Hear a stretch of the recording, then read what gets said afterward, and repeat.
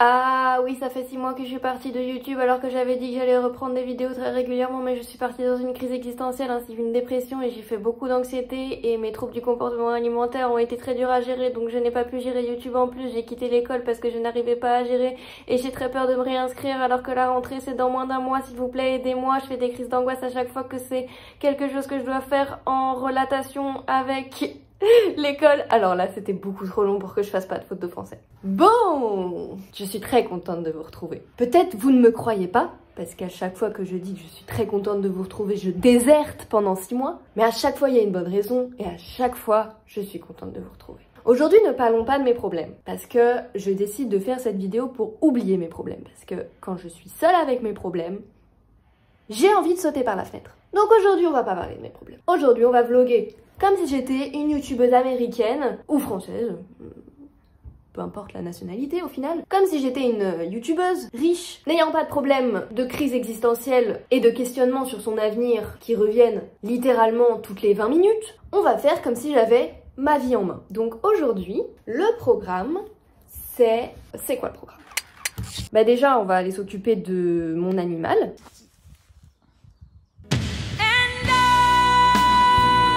Parce que c'est un être vivant et il faut aller le voir très régulièrement. Même si elle est sortie tous les jours en prairie, ben on va quand même aller la voir parce que, je viens de le dire, c'est nécessaire. En plus c'est nécessaire pour ma survie, donc bon. Ensuite, reste du programme, je sais pas. Je sais pas, ça va être la surprise. Honnêtement, j'ai pas grand chose à faire aujourd'hui. Je travaille à 16 h, mais bon, entre ça et le dada, je sais pas trop ce que je vais faire. Je vais vlogger, voilà, je vais vlogger pour m'occuper parce que, je vous l'ai dit, quand je reste trop seule avec mon cerveau, ma tête, mes pensées, c'est très mauvais. C'est très mauvais, c'est... Ouh là là.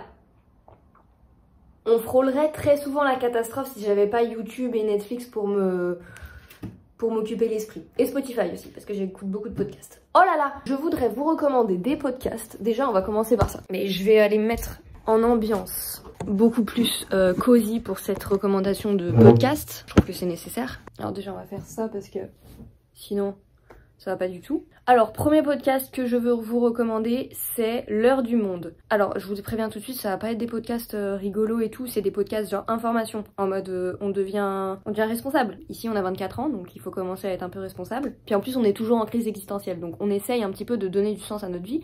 Donc on s'informe sur les nouveautés, sur le monde, tout ça, on se questionne. Après ma soeur ça contribue à te donner pas mal d'anxiété donc je sais pas vraiment si c'est une très bonne solution. Voilà, juste un conseil. Si tu prends pas, c'est pas grave. Donc premier podcast, L'heure du monde, environ une vingtaine de minutes, sur des faits d'actualité décryptés par... Enfin pas décryptés, on n'est pas sur Hugo décrypte ici. Expliqués et analysés par des journalistes du Monde et il y a un invité souvent, un ou deux invités... Enfin pas des invités, oh là là j'explique n'importe comment. Bref, il y a un journaliste du Monde et une autre personne qui explique un sujet. Je trouve ça très intéressant, souvent c'est des sujets sur lesquels je ne connais rien ou alors c'est des sujets qui m'intéressent mais il y a des trucs sur lesquels, genre, je savais même pas que ça existait. Donc c'est très instructif. Et voilà. Deuxième podcast. Vivons heureux avant la fin du monde. Je vous le recommande alors que j'ai écouté littéralement que 2 épisodes. Parce que la majorité des épisodes, c'est sur les enfants. Et avoir des enfants, et éduquer ses enfants, et parler de la fin du monde à ses enfants. Donc ça, j'écoute pas. Parce que j'ai pas d'enfants. Mais j'ai écouté le podcast sur le problème de l'industrie de la mode et aussi Mince une injonction, donc le problème de la société qui oblige, pas qui oblige mais qui... Oh mais comment on dit là? Putain mais c'est pour ça aussi que je fais pas des choses explicatives, c'est parce que je trouve pas mes mots. Sur les stigmates, on dit les stigmates? Attendez je check. Heureusement que j'ai checké parce que c'était pas du tout ça le mot qu'il fallait que j'utilise. Sur les dictates. C'était un truc en hâte. Sur les dictates de la société... Putain mais par contre je sais pas si la phrase est très bien construite. Sur les dictates de la société, sur la minceur et sur l'apparence. Et il y en a aussi un que je veux écouter sur le recyclage. Je vous dis je suis très trentenaire vibes en ce moment. Je fais des sudoku le matin en me levant. Troisième podcast, Chaleur humaine, c'est un podcast sur l'écologie et sur le climat, le réchauffement climatique, tout ça, qui ma foi m'a beaucoup plu. C'est très instructif, des podcasts travaillés et tout. Là, le son est bon. Oui, Nina, le son est bon, c'est un podcast. Quatrième podcast, Anything Goes de Emma Chamberlain. Ça, c'est quand j'ai juste envie d'écouter quelqu'un parler. Je pourrais l'écouter parler de sac poubelle et de la liste de ses courses que je continuerai à l'écouter. Franchement, je pourrais donner une 5e, je suis sûre. Ah ouais, 5. Les interviews mashup de Hugo Décrypte. Mais bon, je suis sûre que vous connaissez, donc je le mets en reco histoire de dire, mais voilà.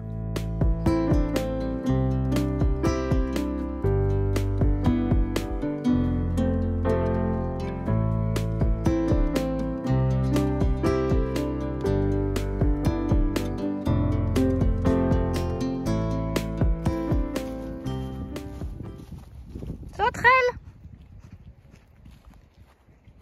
Allez, viens! S'il te plaît, viens! Allez, s'il te plaît, viens! Oh oui! Je t'ai acheté avec des carottes, mais... Allez, viens, viens, viens!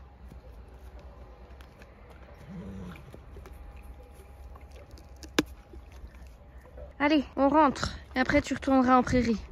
Promis.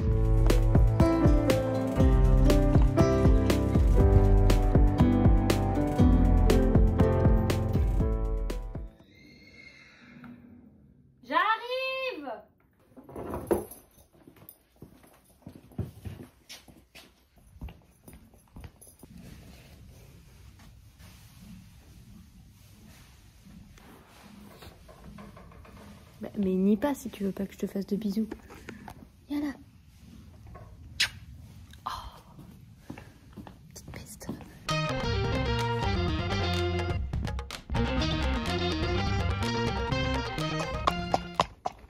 Oula, oula, oula, oula. C'est juste un voisin. Et là, c'est juste des poubelles. S'il y en a, c'est juste des poubelles. Voilà, c'est juste des poubelles tranquilles. Oula là. Oula là. Est-ce que vous voulez une anecdote rigolote pendant la balade? Ma bombe, c'est du décor. Parce que les mousses sont beaucoup trop grandes. Après, vous allez me dire, mais Nina, pourquoi tu n'as pas acheté des mousses plus petites? Bien sûr, les amis, j'ai essayé. Sauf qu'il n'y a plus ma taille. Ma taille est en rupture de stock dans presque tous les sites. Après, attendez, il y a un petit arrêt-goûter là.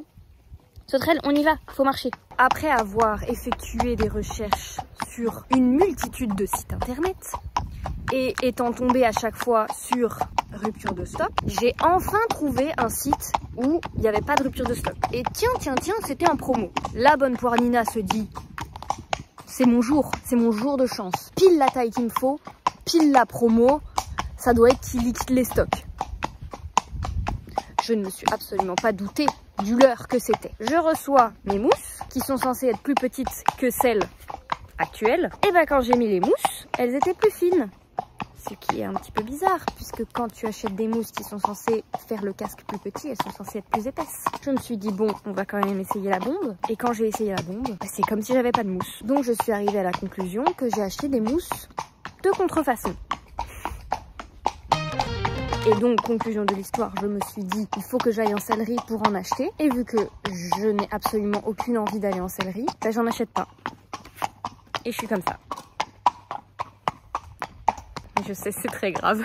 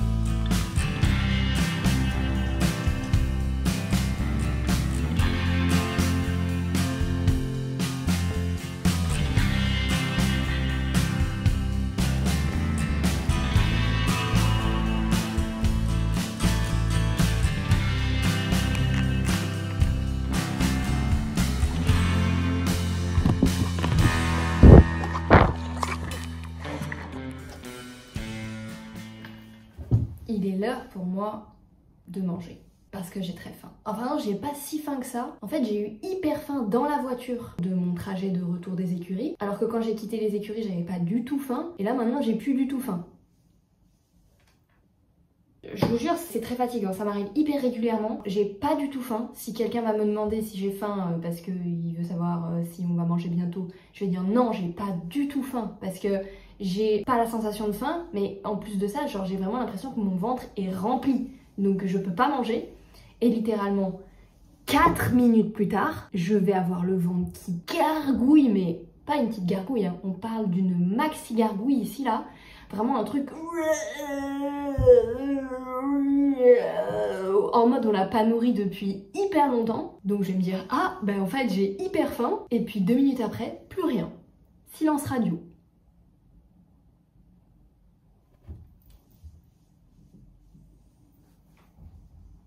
Dans le même registre, il y a des fois où je me rends pas compte que j'ai faim parce que je reconnais pas mes symptômes de faim.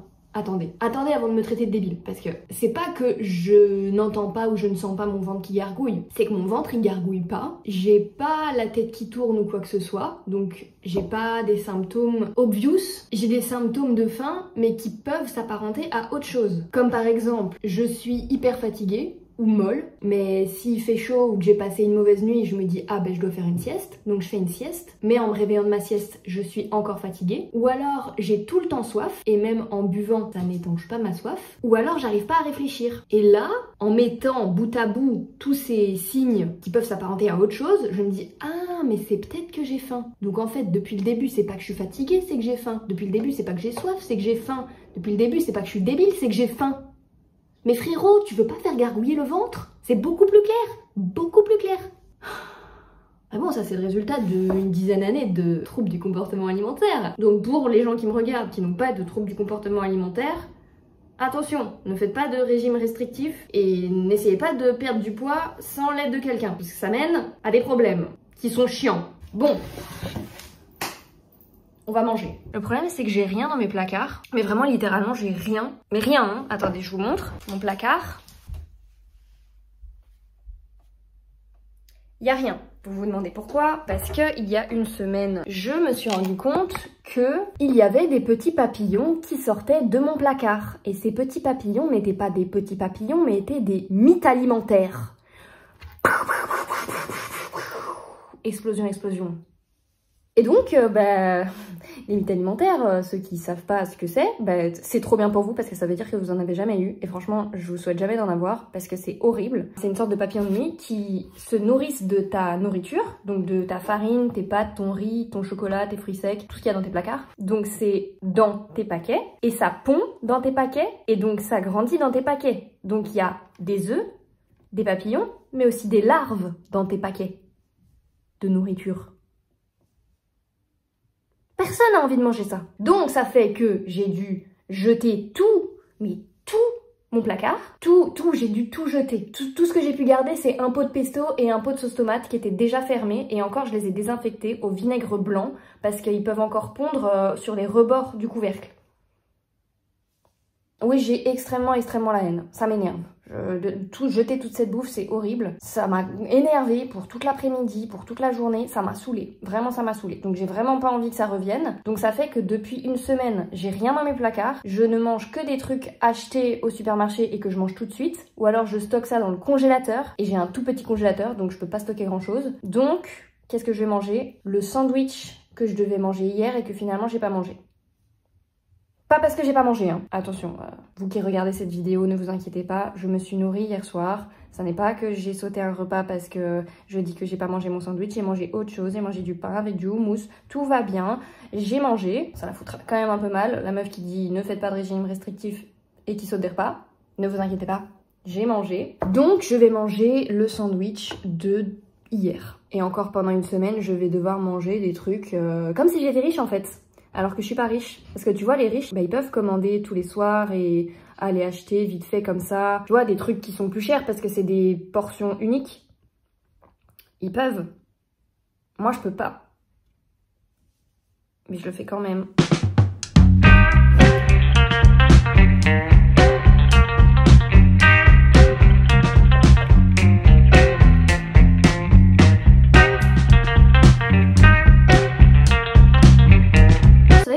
plan Z dans la vie, parce que j'ai un plan A, un plan B, un plan C, et j'ai peut-être d'autres plans entre le plan C et le plan Z. Si rien ne marche et que je suis toujours pas heureuse dans la vie avec tout ce que j'ai essayé, c'est que je vais faire un CAP boulangerie, parce que j'adore faire le pain, j'adore le pain. Mais je pourrais aussi faire de la cuisine, tu vois, j'ai pas encore trop choisi, mais mon plan Z, c'est la cuisine ou la boulangerie, enfin t'as capté. Parce que je sais pas pourquoi ça me... J'aime bien, tu vois, tu fais des choses avec tes mains, et si tu fais bien, les gens ils aiment bien, et tu fais plaisir à tout le monde, et du coup, j'ai l'impression que ça te rend utile, et du coup, ça a un peu de sens, et du coup, ça met du sens dans ma vie, qui n'en a pas forcément, parce que la vie n'a pas de sens. Mais là, on part sur des réflexions existentielles, Nina, on n'est pas là pour ça, on a dit.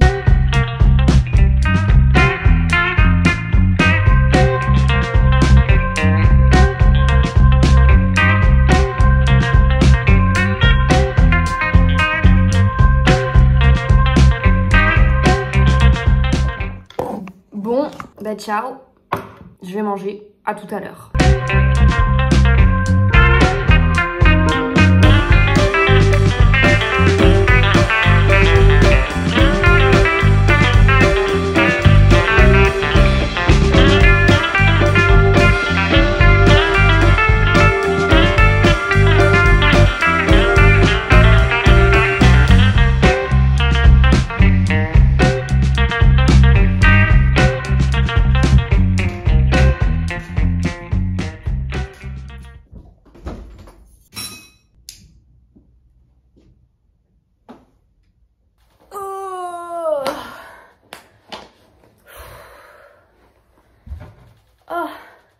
Ça fait 15 minutes que j'ai couru pour le bus et je suis toujours essoufflée. Et j'ai mal aux jambes. Vraiment, j'ai tout donné. Hein. Pendant ma course, je me disais non, c'est pas possible qu'ils m'attendent. C'est pas possible, mais je peux pas m'arrêter. Je peux pas abandonner. Fallait y croire. Et j'ai eu raison d'y croire parce que monsieur le chauffeur, il m'attendait. Mais ça m'a coupé les jambes. Vraiment, là, j'ai plus de jambes pour le reste de la soirée. C'est con parce que ça m'a pas tellement fatiguée aujourd'hui le travail, vu qu'il y avait personne en boutique. Mais là, vraiment, littéralement, je suis encore essoufflée là. Enlève ton pull aussi, grosse conne. Ouais, il y avait personne aujourd'hui en boutique. Il y avait personne en terrasse non plus. Normal, parce qu'il pleuvait des cordes. Je travaille chez un traiteur italien et voilà. Écoutez, je sers des lasagnes et des parts de parmigiana. Et je tranche des tranches de mortadelle le matin à 11h30. Je vous jure que ça me répugne, c'est une horreur. Putain, mais j'ai les mains qui tremblent. Vous voyez pas? Parce que j'ai quand même des mains de chirurgien à la base. Mais j'ai encore les mains qui tremblent de ma course. Tellement j'ai tout pris dans mes stocks. Eh mais wesh. Le frérot il fait des bombes dans son salon mais sans piscine en fait. Frérot. Je pense que nous allons finir là-dessus. En tout cas, les gars et les filles, je suis ravie de vous retrouver. Je vous remercie d'avoir passé la journée avec moi parce que vous m'avez tenu compagnie et c'est vraiment hyper sympa de votre part. Je vous fais des bisous. On se retrouve très vite pour une prochaine vidéo. Et jusque là, prenez soin de vous, prenez soin de vos proches et dormez bien.